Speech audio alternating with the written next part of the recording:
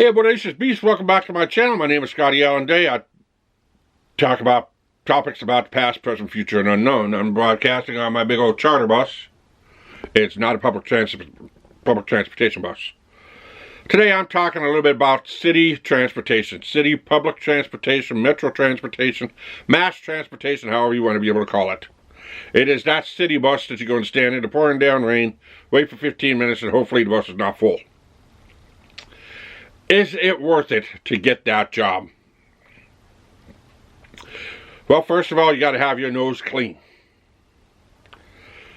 I mean, they're gonna look at your criminal record and make sure that you're deemed fit. If you don't fit certain criteria of a criminal record, you're out the door. Second thing is, they're gonna drug test you. Yes, no marijuana. No CBD. It doesn't matter with the CBD. If CBD has 1 ounce of marijuana in it, it's gone. You're done. You're out. They're not even going to interview you. Then you're going to probably go in for a 3-panel interview. You'll go in and you'll talk with the person from HR, and they'll go through everything with your application, and then a little while later, you'll probably go up and you'll have a big mass interview, and then you go in and you'll do an interview with a panel of about 3 or 4 people. Once you leave that, then they go thumbs up, thumbs down, and then all of a sudden they call and they say, okay, you're going to start your training class. Okay, that's no problem. I'll go and start my training class. Yeah, I'm going to be a bus driver. Well, if you don't have your CDL or commercial driver's license, or even your permit, you need to go and get it now. You need to pay all the fees for that. It's probably going to be about $150 out of your pocket. Okay, so first day of training you go in, they start teaching you. They put you behind the wheel. They start teaching you the fundamentals. You're weaving in and out. Start learning how to drive it in the city. And then they start teaching about all kinds of safety stuff, and that stuff goes on for about 6 months. So, while you're in that 6 months, you're on probably about a 6-month probation period. Now, I don't call this as a probation period. I call it a 6-month job interview. They're going to tell you, they're going to monitor you on how well you interact with customers. Do you arrive on time? Do you get into accidents? How well do you interact with management staff? I mean, everything that has to do with the agency. Yeah, I don't want you to be a Mr. or Mrs. Goody Two-Shoes.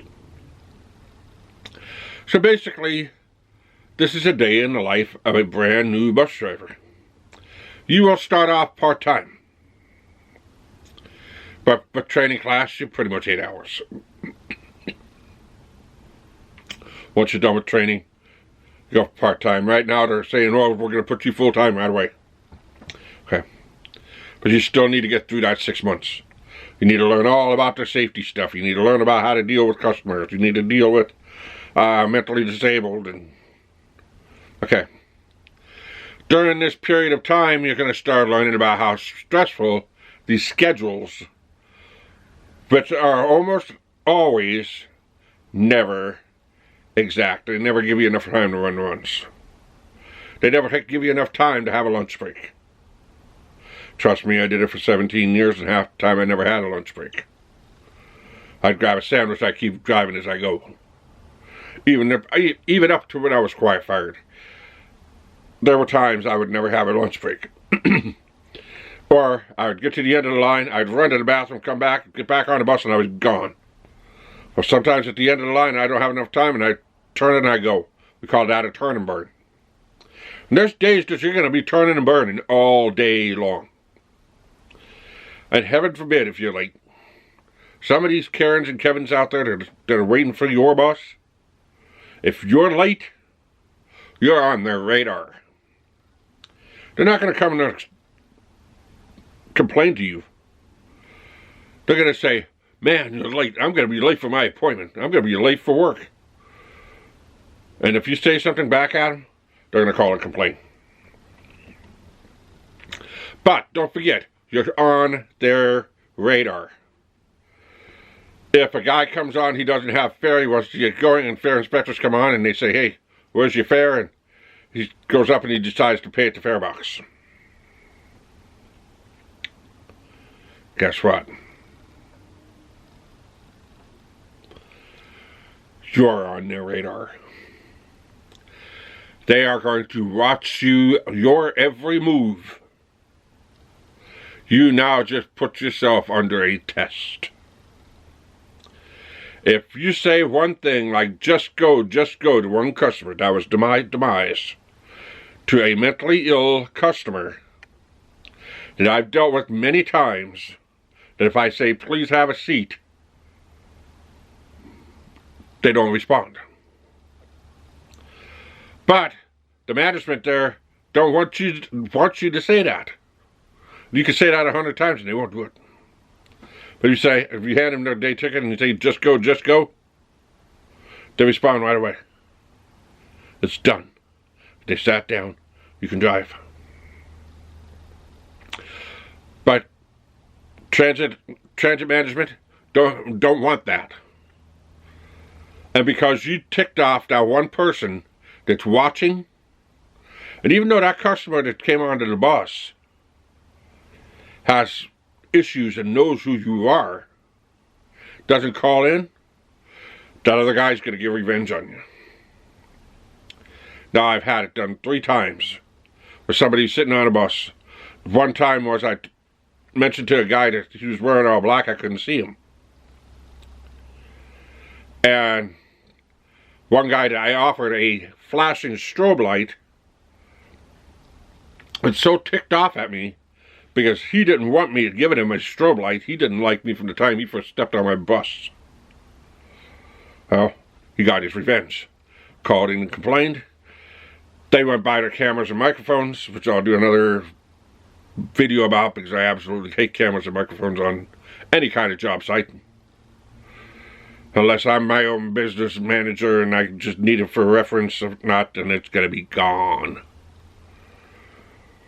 But you're always being targeted. Another thing about public transportation is you have your road supervisor. You have your station agent, which is another supervisor. You have your station manager, which is another supervisor. You have the guy who drives the tow truck, which is another supervisor. You have your scheduling manager, which is another supervisor. You have your training supervisor. You have your service planning, which is another supervisor. You have human resources, which is another supervisor. And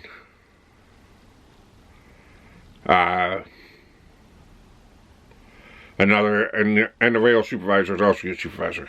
So you have 9 people supervising you, plus all your passengers. 9 people. Oh yeah, wait a minute. Back up, there's one more. You have security. That's 10 people.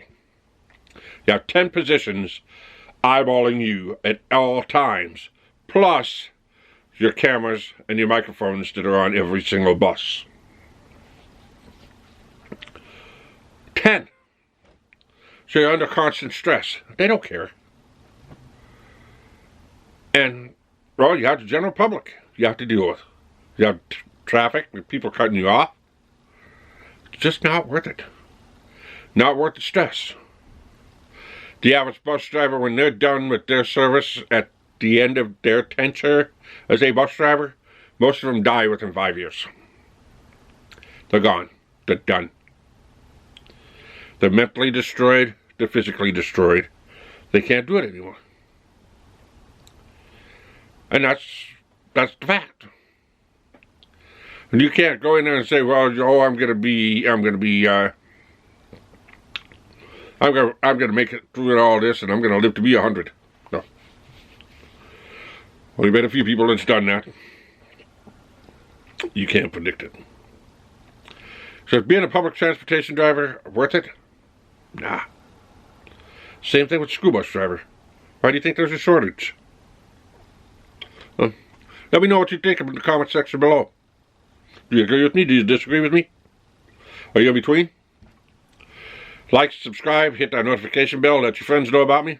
Till next time, keep on walking.